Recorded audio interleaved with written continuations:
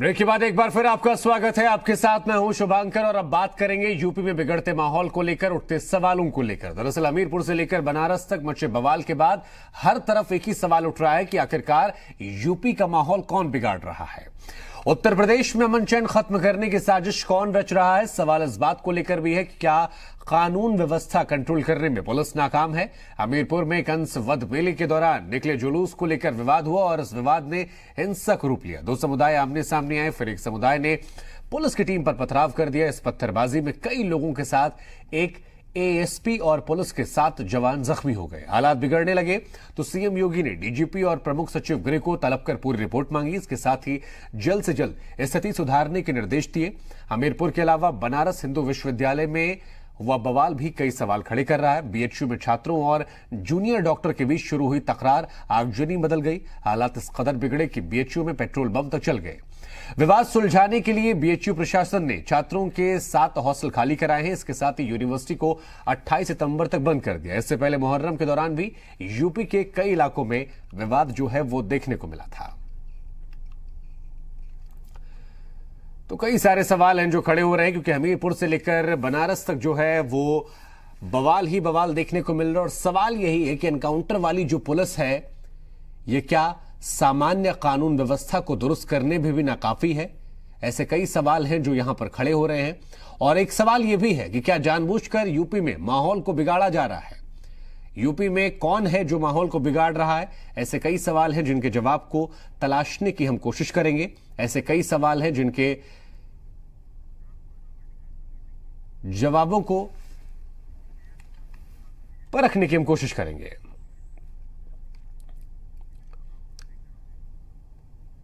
तो इन्हीं तमाम सवालों के जवाब को तलाशने की कोशिश करते हैं। कौशल किशोर साहब हमारे साथ जुड़ रहे हैं। आप प्रवक्ता हैं यूपी बीजेपी के। इसके अलावा प्रदीप सिंह साहब हैं, आप प्रवक्ता हैं यूपी कांग्रेस के।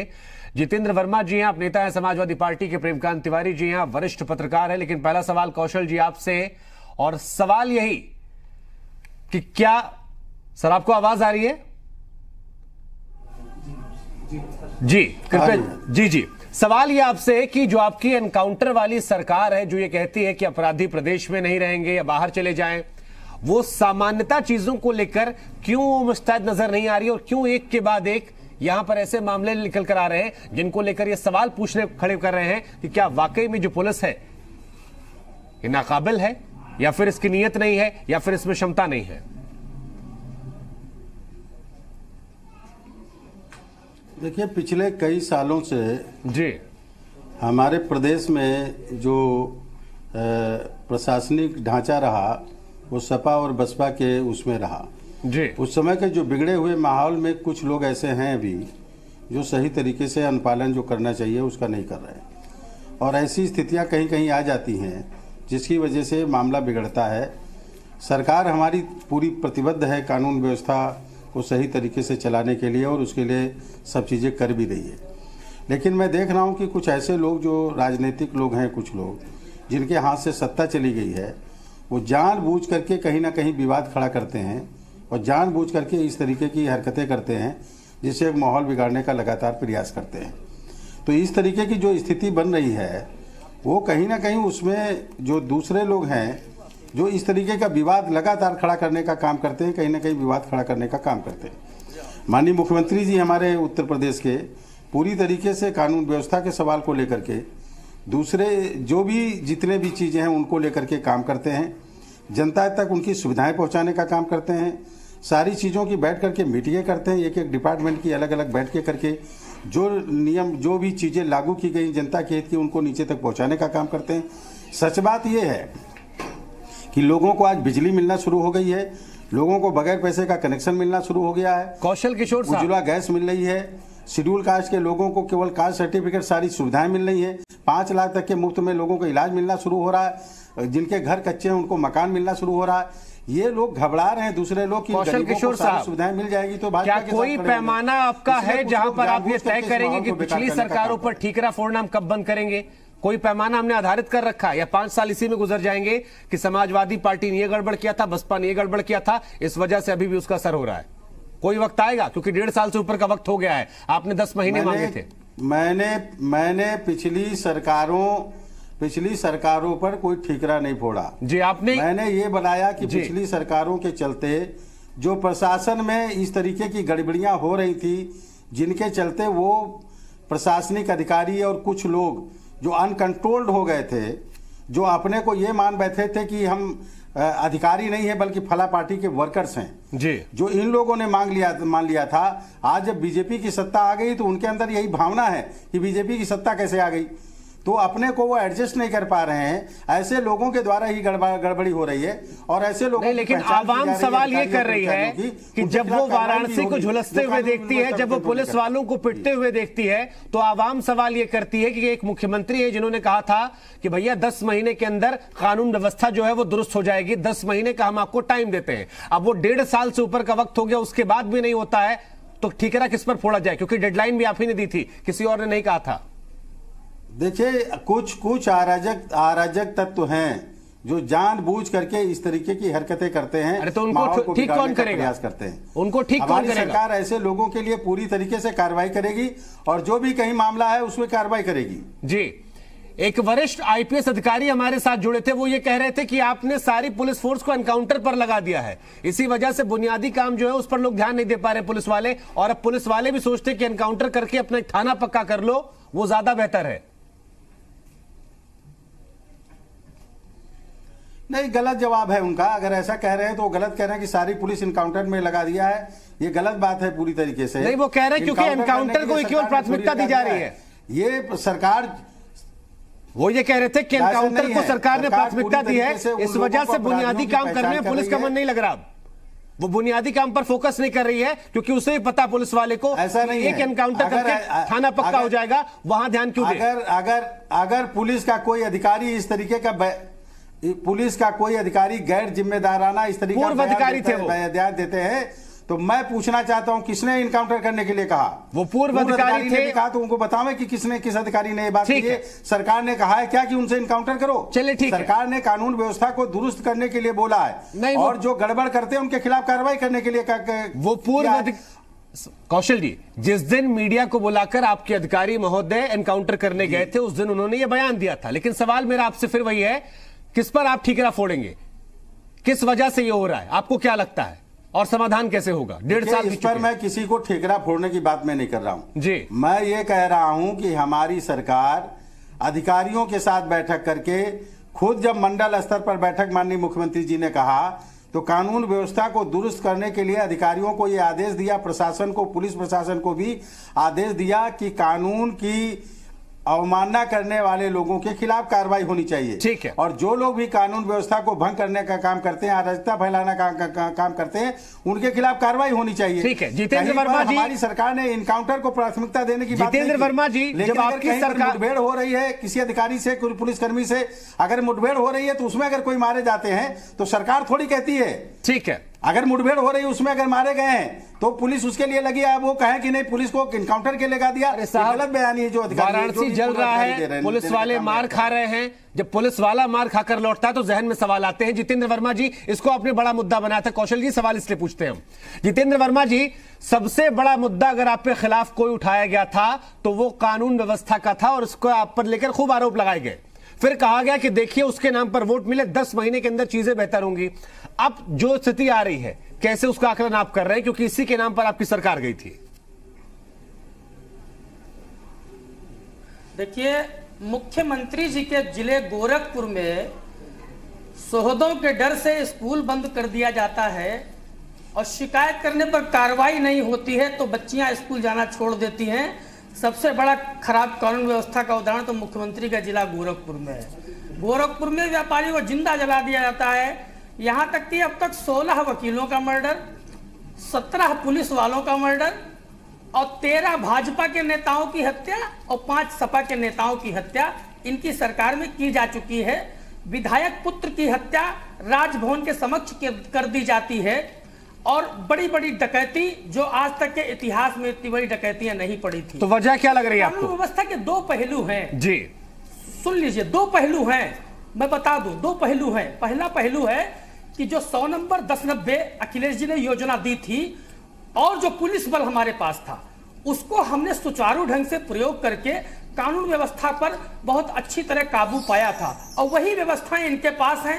तमाम एजेंसियां, समाचार पत्र, तमाम गैर सरकारी और सरकारी एजेंसीज की रिपोर्ट के मुताबिक और बड़े बड़े चैनल्स के मुताबिक अपराध कई गुना इनकी सरकार में बढ़ा है। दूसरा पहलू यह है सर कि मोदी जी ने कहा था कि हम शीघ्र न्याय देंगे। देखिए, अगर आप शीघ्र न्याय देने की तरफ नाखून बराबर कदम देश में नहीं उठा पाए तो वहां पर मोदी सरकार फेल और कानून व्यवस्था में यूपी की योगी सरकार फेल। आपने कहा 2 साल में हम न्याय देंगे, लेकिन आपने उसके लिए कोई कदम नहीं उठाया। मान्यवर, अपराधी को अभी पता है कि हम जो अपराध करेंगे, हत्या, रेप, लूट, बलात्कार, उसमें हमें 32 से 40 साल बाद सजा मिलेगी। अभी अपराधी की जो मानसिकता है वो ये है कि देर से हमको सजा मिलेगी। और देखिए, देर से मिला हुआ न्याय अपराधी को और ज्यादा अपराध करने के लिए लाइसेंस दिए जाने और प्रेरणा दिए जाने के समान है। क्योंकि हम मानते हैं कि अगर जिसका मर्डर हुआ है, अगर 32 साल बाद उसके परिवार को न्याय मिलेगा तो मैं मानता हूं पीड़ित के साथ अन्याय और अभियुक्त के साथ न्याय है। देर से मिला हुआ न्याय पीड़ित के साथ अन्याय और अभियुक्त के साथ न्याय है। मोदी जी ने कोई काम नहीं किया। आप अमेरिका की तरह, एक सुझाव और, आप अमेरिका की तरह प्री बार्गेनिंग वापस लौटते हैं प्रदेश में। सर, अब ज्ञान वाली बातें ज्यादा हो रही हैं। ठीक है सर, प्रदीप सिंह जी हम आपके पास आते हैं।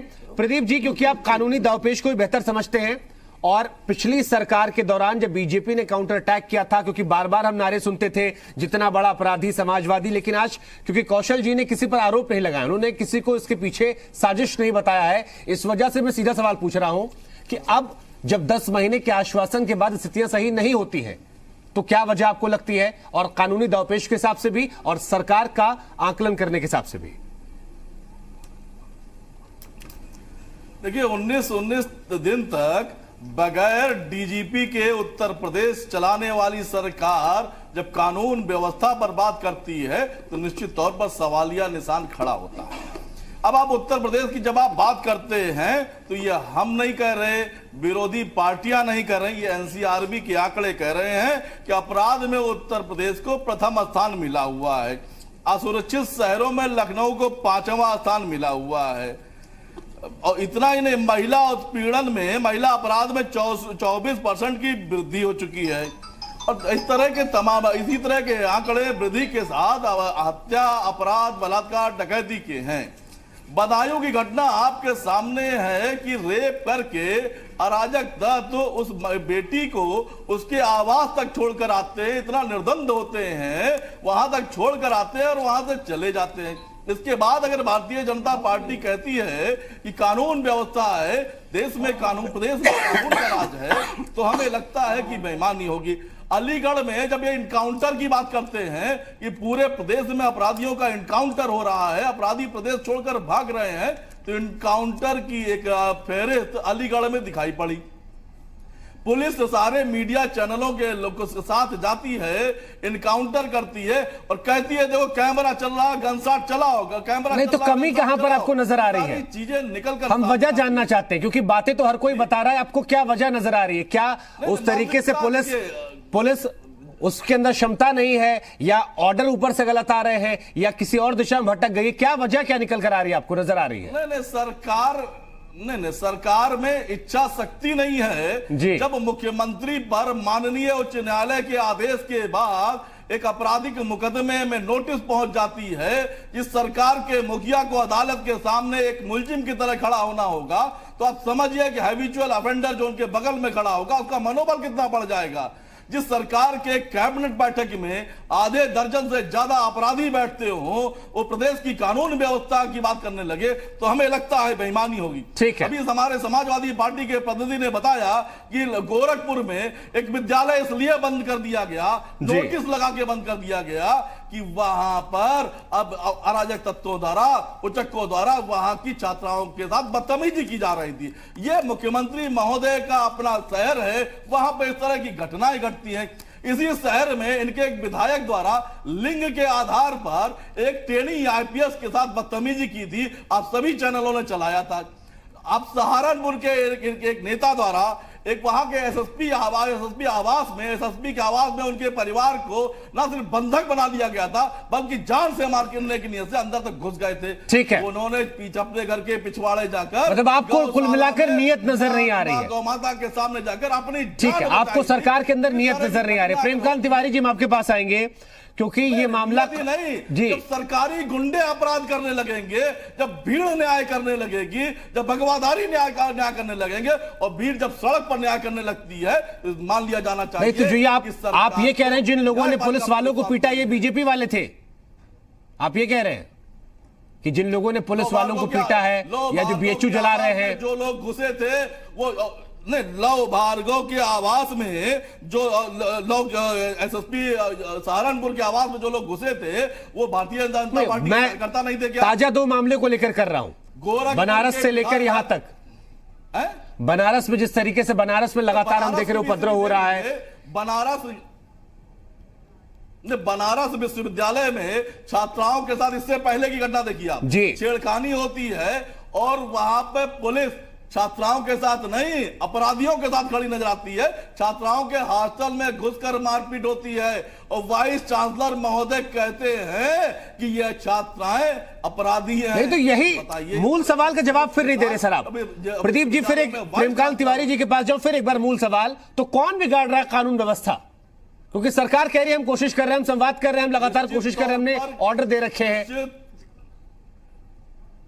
निश्चित तौर पर सरकार की मानसिकता और इनके आनुषंगिक संगठन जो आज पूरी तरह, ठीक है, सरकारी, आपकी नजर में सरकारी संगठन और उनकी मानसिकता नहीं है। प्रेमकांत तिवारी जी, आपका क्या विश्लेषण है? क्योंकि लगातार हम 1.5 साल से देख रहे हैं बनारस हिंदू विश्वविद्यालय जो कि एक शांत विद्यालय था, लगातार गलत चीजों को लेकर खबरों में आ रहा है। इलाहाबाद में हम देखते हैं दिन दहाड़े गोली मार दी जाती, पुलिस का हेडक्वार्टर है, किसी कोचिंग सेंटर बम फेंक दिया जाता है।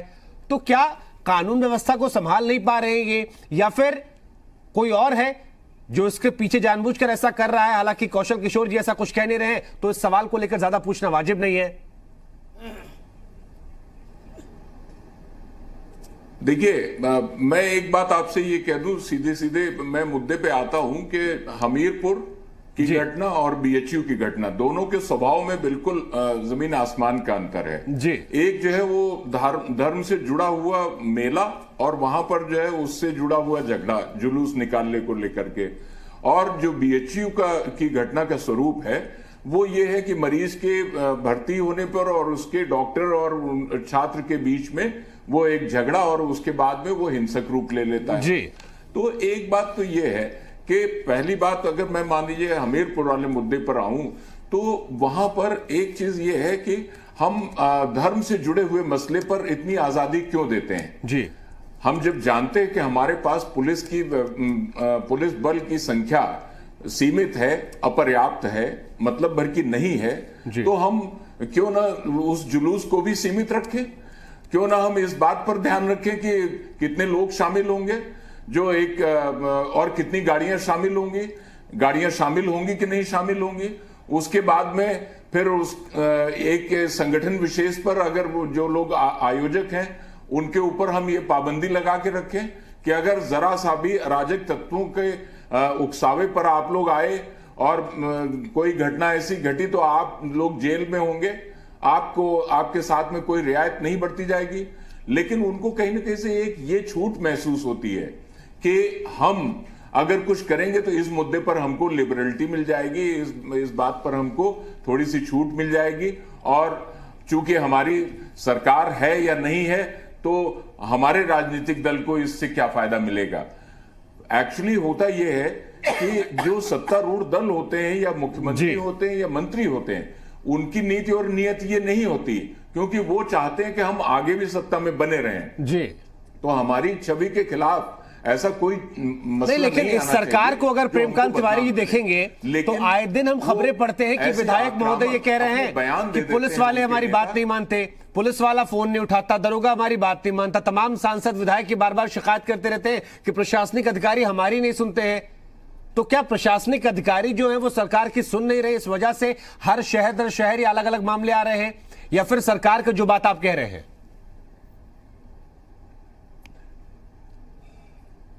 नहीं, देखिए ये बात तो सही है कि कई बार ये भी मैसेज गया है सरकार की तरफ से कि मुख्य रूप से आप जो है वो सुरक्षित हैं और आप परेशान ना होइएगा जब तक फला स्तर से जो है इस लेवल की बात आपके पास कोई मैसेज नहीं पहुंचती है, तब तक स्थानीय नेताओं के आप दबाव में मत आइए।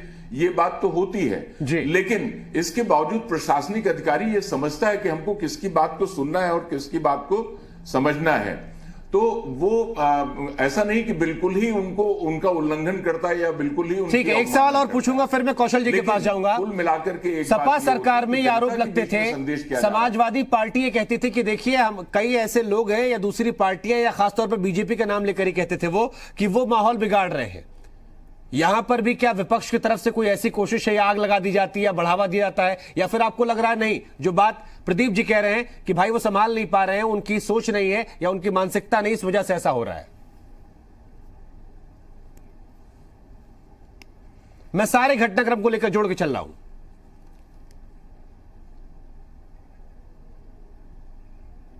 प्रेमकांत जी,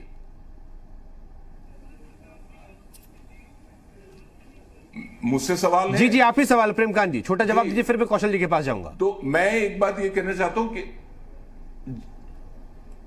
जी जी जी तो कुल मिलाकर के एक ये बात तो निश्चित रूप से समझनी चाहिए कि ये जो जुलूस और इस तरह की घटनाएं हैं इनमें नियंत्रण होना बहुत जरूरी है, और एक दूसरे पर आरोप और प्रत्यारोप से इसमें बात नहीं बनेगी कि पिछली सरकार ने और इस सरकार ने। कुल मिलाकर के ये है कि आपके पास अगर इनसफिशिएंट पुलिस है और अधिकारियों के बीच में एक मैसेज ये होना चाहिए, सरकार का इकबाल, पुलिस का इकबाल है कि नहीं है, तो उस तरह से जनता को अनुशासित अगर आप करने की या चप्पे चप्पे पर आप सुरक्षा व्यवस्था कौशल किशोर जी कर सकते हैं, अगर 1.5 साल बाद भी पुलिस का इकबाल या सरकार का इकबाल आरोपियों में, अराजक तत्वों में, शरारती तत्वों में नहीं आ पाया है, तो आपको नहीं लगता कि ये इस मामले में कम से कम फेल होने की गुंजाइश है या इस मामले में बेहतर करने की जरूरत है, और इस बारे में आपको मानना पड़ेगा कि हां ये वो विभाग है जहां पर आपको और ज्यादा जरूरत है काम करने की? देखिए, दरअसल में बिल्कुल आप ठीक कह रहे हैं। मैं ये कह रहा हूं कि जब कुछ नीतियां गरीबों के हित की लागू होती हैं, अन्यथा मत लीजिएगा जी, गरीबों के लिए हित में लागू होती हैं, तो एक राजनीतिक अस्थिरता पैदा करने के लिए कुछ असामाजिक तत्व काम करना शुरू कर देते हैं जी।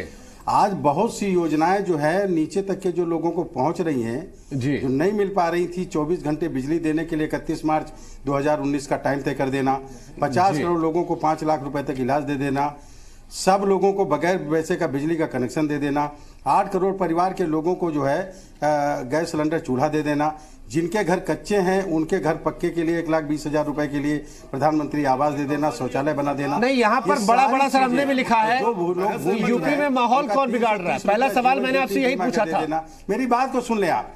ऐसे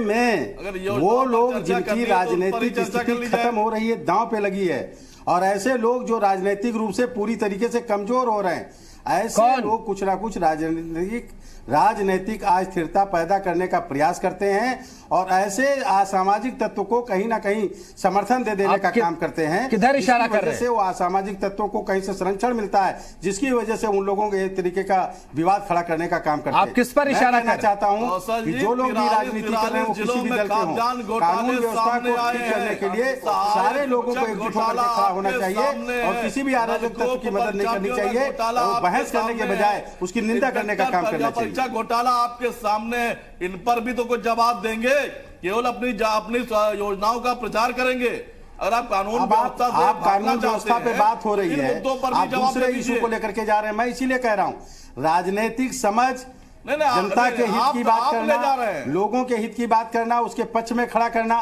उसके लिए थोड़ा सा दिल बड़ा होना चाहिए, मन बड़ा होना चाहिए। मैं साफ तौर पे ये बात कहना चाहता हूं कि माननीय मुख्यमंत्री जी उत्तर प्रदेश के आदित्यनाथ योगी जी लोगों के सांसदों से बात करते हैं, विधायकों से बात करते हैं, उनकी बात को सुनते हैं। नहीं, अच्छी बात है कौशल जी जो आप योजनाओं का जिक्र कर रहे हैं, ध्यान देकर कार्रवाई भी करने का काम करते हैं। उसके बाद भी जो लोग उसके जी देखिए, आप जो बातें कह रहे हैं, हमने आपको पूरा मौका दिया बोलने का, क्या कहना चाहते हैं? अभी आज कानून, लेकिन मेरा मूल सवाल यही है। जी जी प्रदीप जी, वही पूछ रहा हूं मैं। आप जो बातें कह रहे हैं वो अपनी जगह पर है, ठीक, उनको लेकर एक अलग चर्चा भी कर सकते हैं, लेकिन मूल सवाल जो पहला मैंने पूछा था कि अगर आप नहीं कर रहे हैं और अगर आप दुरुस्त करने की कोशिश कर रहे हैं तो कौन बिगाड़ रहा है, किस तरफ इशारा कर रहे हैं? खुलकर बोलिए ना सर, आवाम सुन रही है आपको, वो भी तो जाने कि आपकी नीयत है तो कौन खराब कर रहा है? प्रयास कर रहे हैं। जहां पर मान लिया यूनिवर्सिटी में, आखिर यूनिवर्सिटी में जिन लोगों ने दंगा बवाल किया वो हैं कौन लोग? कौन है? हमारी सरकार जांच करेगी और फिर उसका पर्दाफाश करने का काम करेगी। पिछली बार जब दंगा हुआ था तो कौन निकल कर आए थे? कौन लोग इस तरीके का विवाद करने का काम कर रहे हैं? एक साल पहले भी ऐसे ही बनारस जला था। पीछे कौन हाथ है? और अब हमारे मुख्यमंत्री जी, हमारी सरकार इस बात पे हो रही है कि इस पूरे प्रदेश में माहौल बिगाड़ने का प्रयास कर कौन लोग रहे हैं और कौन लोग जो कर रहे हैं उनके पीछे किसका हाथ है। इसका जल्दी ही जांच होगी और जांच होकर के इसका पर्दाफाश किया गया, आने वाले समय में इसको खुलासा करने का काम करेगी। एक साल पहले जब बनारस जला था, बनारस हिंदू विश्वविद्यालय में जब बवाल हुआ था, तो वहां से आपने क्या सीखा जो दोबारा फिर वहां बवाल हो गया? यही बात को लेकर सवाल हो रहे हैं खड़े कि इकबाल क्यों नहीं बुलंद हो रहा है? एक घटना हुई थी, आपको सबक लेना चाहिए था, दोबारा नहीं होना चाहिए था, लेकिन साल भर के अंदर दूसरी घटना निकल कर आ गई। नहीं, सबक लिया गया था, फिर से नए लोग आकर के खड़े हो गए, अराजक लोग जो इस तरह की घटना करने तो अगर आप नहीं रोक पा रहे तो फिर से सबक सिखाने का, अगर आप नहीं रोक पा रहे फिर क्षमता पर सवाल खड़े होंगे। नहीं, रोक पाने की बात नहीं है, रोक ही रहे हैं, लगातार रोक ही रहे हैं। इसी की वजह से उन लोगों के, चूंकि हम पूरी पार्टी, पूरी सरकार विकास के कामों में लग जाती है, क्योंकि चर्चा समापन पर एक छोटा-छोटा कमेंट, तो अराजक लोगों के खिलाफ भी कार्रवाई करें, करने का काम करें, उनके पीछे है कौन, उनकी जांच करके उनके खिलाफ कार्रवाई करें। प्रदीप जी 20 सेकंड आपके लिए क्लोजिंग कमेंट। देखिए, अब जब ये बता रहे हैं कि उनके पीछे कौन है, लखनऊ विश्वविद्यालय में मेसों पर विद्यार्थियों द्वारा तमाम घटनाएं हो रही हैं, उनके समर्थन में कौन लोग बयान दे रहे हैं? विद्यार्थी परिषद के नेता बयान दे रहे हैं। बनारस के घटनाओं के पीछे कौन लोग खड़े हैं? भारतीय जनता पार्टी का अनुसांगिक संगठन खड़े हैं। एक छोटा सा कमेंट जितेंद्र जी आपसे भी, फिर चर्चा समाप्त। इतनी घटनाएं, जितेंद्र जी, जब भीड़ क्लोजिंग कमेंट आपका 20 सेकंड, उसके बाद चर्चा समाप्त करना होगा। वो भीड़ किसकी है? वो आपके अनुसांगिक संगठनों की भीड़ है। पुलिस का इकबाल तब समाप्त हो जाता है जब इंस्पेक्टर कहता है गलत बयान मत दीजिए, गलत ब्लेम मत लगाइए, मार दूंगा। गलत ब्लेम लगाना अच्छी बात नहीं। सुन लीजिए, पुलिस का इकबाल तब खत्म हो जाता है जब लड़की शिकायत करती है छेड़खानी की और उनके पिता की हत्या कर दी जाती है। 3 पिताओं की हत्या की जा चुकी है, यानी पुलिस कार्रवाई करती सही समय पे तो उनकी हत्या होने से बच जाती है। ठीक है, कौशल किशोर जी, जितेंद्र जी, प्रदीप जी और प्रेमकांत तिवारी जी, आप सभी चर्चा का हिस्सा बने, आप सभी का बहुत बहुत शुक्रिया। सवाल यही था कि वक्त आपने 10 महीने का दिया था, अगर 1.5 साल बाद भी लगातार मामले सामने आ रहे हैं तो कौन है जो वो जला रहा है? हमीरपुर से लेकर बनारस तक कौन है जो विवाद खड़ा कर रहा है? और क्या जब सवाल इकबाल को लेकर है तो वक्त नहीं आ गया है कि उस इकबाल को बुलंद किया जाए, क्योंकि आवाम को यही कहकर वोट मांगा गया था। कोशिश थी आपके सामने तमाम पहलुओं को लाया जाए, कोशिश हमने की, बाकी समझदार आप हैं। जय हिंद, जय भारत।